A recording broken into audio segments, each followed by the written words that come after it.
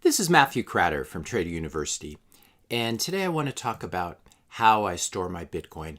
A lot of people have been asking for this, so I thought I would do a full video and explain everything. And I'm hoping also by doing this that it will make me less of a target. Now, yesterday we talked about if you're going to hold Bitcoin for the long term, if you're going to be a hodler, you have to keep in mind that not your keys, not your coins. If you don't hold your own private keys, you don't really own that Bitcoin. So a lot of people have chosen to use custodial solutions or custodians like we talked about yesterday. These are services like PayPal if you buy crypto or Bitcoin using your PayPal wallet. Robinhood has a form of BTC on it. BlockFi is a service that lets you earn interest on your Bitcoin. And then GBTC is a trust product that trades somewhat like a stock. The ticker is GBTC. But all of these custodial solutions, they have it in common that you're not holding your own Bitcoin. You are trusting a third party, someone else, a corporation in most cases, with this private key. Now, this is okay as long as you know what you're doing. Maybe you're doing it because you don't trust yourself to hold the private keys.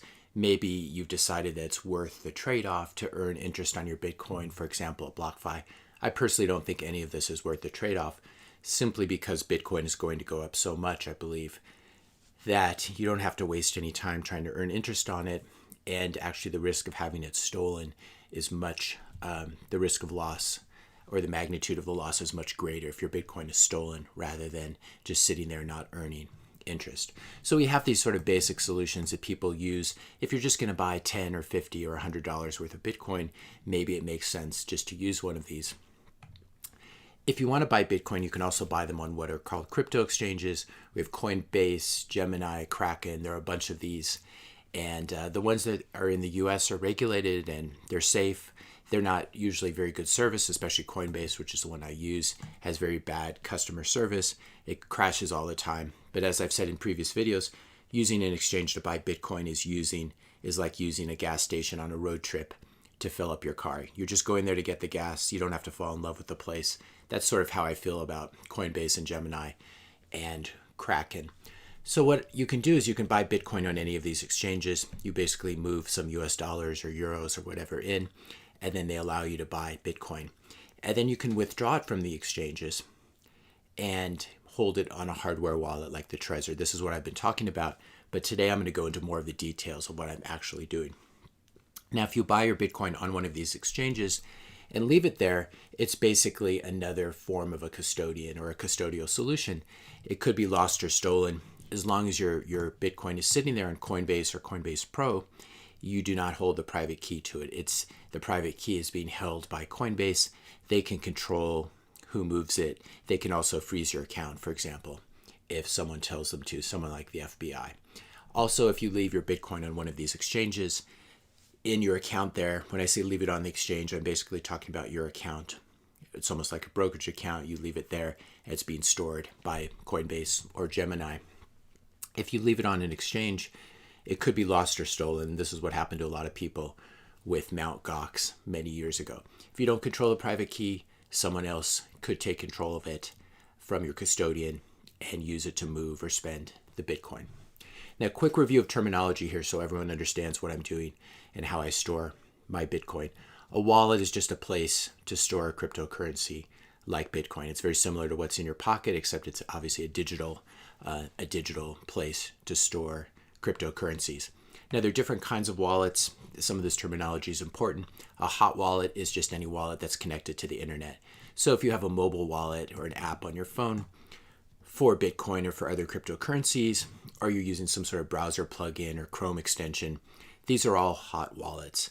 They're basically connected to the internet most of the time, for example, especially when your phone is turned on.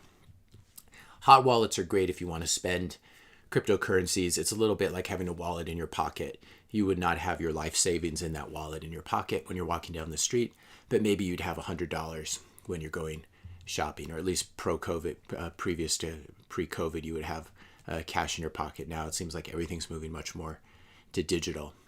So this is what a hot wallet is. And as I said, it's fine for small amounts of Bitcoin that you just received from someone, from a friend, or you plan on spending right away. Cold wallets are wallets that are not connected to the internet. So this would include hardware wallets like the Trezor, where you just connect them to your computer briefly when you need to make a transaction, and we'll talk about that. Cold wallets make sense. This is like the big savings account, where you wouldn't put your $10,000 life savings in your wallet. You'd instead keep it at the bank in a savings account, and then you might just have $100 in your hot wallet, which is in your pocket. So cold wallets not connected to the internet. Cold wallets, hardware wallets, are best for long-term holders or hodlers of cryptocurrencies, especially Bitcoin. Now, a lot of people pointed out to me that Coinbase and Gemini say that they use cold storage, they use cold wallets to store your Bitcoin. Again, this is fine, this is great. It's not connected to the internet all the time. Obviously, if something's connected to the internet 24/7, it's much easier and gives hackers much more opportunity to try to steal it. But if you are entrusting your Bitcoin to Gemini or Coinbase cold storage, you're still trusting them with your private key. And so you do not own the Bitcoin. So even if it's in cold storage, it can still, the real question is, where's that private key? Who has access to it? Are there rogue employees? Are there databases that could be hacked, etc.? And I'm sure Gemini and Coinbase do a really good job, but every year Bitcoin is stolen from exchanges. And it's only a matter of time, especially as Bitcoin goes up in price, these exchanges really become honeypots that people want to attack, because maybe now they have a few $1 billion sitting there in cold storage. In 12 months, 24 months, they're going to have perhaps much, much more than that. So it doesn't matter if you leave it on the exchange, it's in cold storage. If those private keys are compromised, even if it's insured, it might not help you. So someone told me yesterday, I haven't looked up this number to confirm it, that Gemini has $200 million worth of insurance on their cold storage. And who knows if that's enough to cover the full amount of Bitcoin.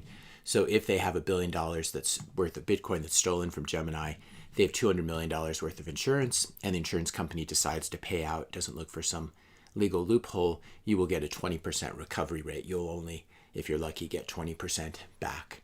So these are things to think about, and this is one reason I always say, not your keys, not your coins. At a certain point, when you have whatever is a significant amount of your net worth to you in Bitcoin, you should explore these cold storage solutions, and that's why I'm going to tell everyone today what I'm doing. If you're finding this video useful, please do hit that subscribe button. So I've told people that I buy Bitcoin. I buy my Bitcoin using Coinbase Pro, which has some of the lowest commissions, about 0.5%. And then I withdraw the Bitcoin and hold it on a hardware wallet like a Trezor. Now this is what I do, but it's only part of the picture. And so today I want to reveal the bigger picture for all of you. Now, I should point out, Trezors are a form of cold storage. It's a cold wallet, just so we practice using our terminology. When you first initialize a Trezor wallet, and you should only buy a Trezor from the manufacturer itself. Never buy a used one. Never buy one on Amazon or eBay. And when you boot it up on your computer, you'll see that it will load the firmware. If your wallet comes preloaded with firmware, that's a problem, and it could mean a hacker has set everything up. So once you move your Bitcoin on your Trezor, it will immediately be swept away and disappear. So it's important when you plug in your Trezor that the firmware is first installed, and then it'll give you the option of creating a local backup. And this is something called a recovery seed. We talked about it a little bit yesterday. A recovery seed is just 12, it's usually just 12 or 24 words in a certain order. And they're taken from a certain list of words called the BIP39 list. Now, if your hardware wallet, which is actually, I should show you a picture of it, it's an actual piece of hardware. If this gets burned up in a fire, or there's a flood, or it gets lost, you can use this recovery seed, these 12 words, to recreate your Bitcoin and get access to it. And so if all of a sudden your Trezor wallet is destroyed, you back over it in your driveway and it's sitting there crushed, you can just buy a new Trezor, or really any kind of hardware wallet. I tend to stick to the more mainstream ones and the ones that are open source. But you can buy a new Trezor wallet. You can, when you set it up, you can just enter your 12 words and your Bitcoin will be recovered. Now, this will also work, I should point out, even if Trezor goes out of business. You can take these 12 words or 24 words and use them to reload a new hardware wallet. So this is all great. It's a way of getting your coins off the exchange. It's a way of holding your own private keys. So the hardware wallet holds your Bitcoin private keys for you in an encrypted form. But then you have another problem. You have the problem of where do you store that Trezor? Maybe if it has $100 on it, you're not worried about it. But as Bitcoin goes up over time, you may end up with hundreds of thousands of dollars or even millions of dollars on this piece of hardware. And so you've got to store the Trezor very carefully. You also have to store your recovery seed very carefully. If someone comes across these 12 words, they can move your Bitcoin. So you never want to take a picture of your 12 words and put it in the Google Cloud or the Apple Cloud, simply because there is malware circulating all over the internet. You also never want to type these into any forms in your browser. There's malware that's circulating that's looking for lists of 12 words. And even if you try to split these up, this malware, I've heard, has gotten very smart. And so you want to store this on a piece of paper, your 12-word recovery seed. You don't want to take a picture of it. You don't want to upload it to Evernote or Google Docs. You don't want to do anything like that. And so then this sort of moves the problem when you decide to take control of your monetary self-sovereignty and store your Bitcoin for yourself. You have this problem. Where do I store my hardware wallet? And then where do I keep the recovery seed? And this is something I wrestled with for a long time. And so there's a bigger picture here, and there's a better way of doing it. And I've decided to open up and tell everyone about it to help people, but also I think to make myself less of a target. So I've really opened myself up personally and my family up to a lot of risk by discussing these things openly.